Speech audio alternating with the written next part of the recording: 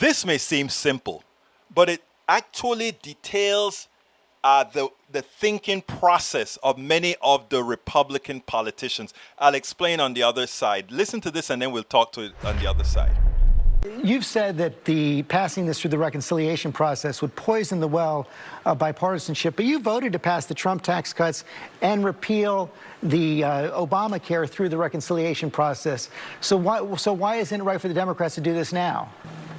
George, you're just talking about the difficulties of passing this legislation. There's an easy answer to this, which is let's make it bipartisan. I mean, COVID relief has never been a partisan issue. Over the last year, we've passed 5 bills, as you know, with overwhelming bipartisan margins. In fact, there are a bunch of us Republicans. I was one of the 10 Republicans who went to see the president a few weeks ago and said, let's negotiate. You know, we've done this 5 times before. We can do it again.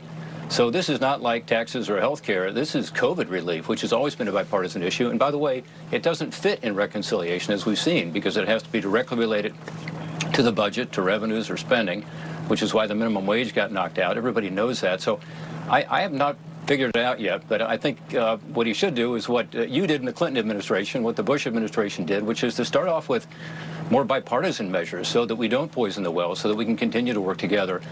And in this case, it would be very easy to get Republican support for a COVID relief package.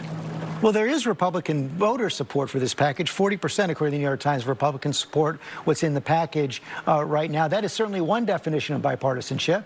Well, yeah, I guess if you know, checks are coming out to people's homes, that's going to be popular. But that doesn't mean that this is the right bill. Okay, first of all, let's get this straight. Rob Portman is the guy who was completely against marriage equality until he found out his son was gay. I want you to think about that. These people only think about themselves. They can only see things when it affects them. He now talks about when George tells him, wait a minute, you guys passed the big tax cut scam without any kind of bipartisanship. You just went and rammed it through. You attempted to destroy Obamacare on your own. If it wasn't for McCain, it would have been killed.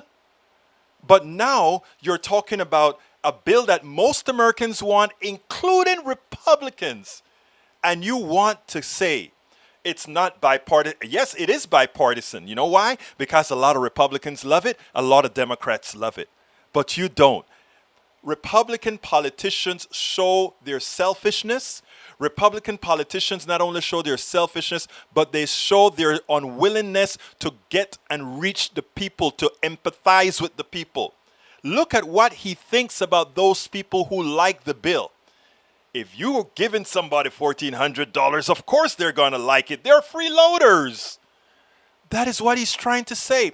He's calling all of you Republicans who take anything from the government freeloaders, notwithstanding that his pay and his health care comes from the government. We pay it. Notwithstanding that the policies that he wants when he wants it has nothing to do with bipartisanship, but just what they want. It is important that we understand the psyche of the Republican politician, not the people, the politicians in power.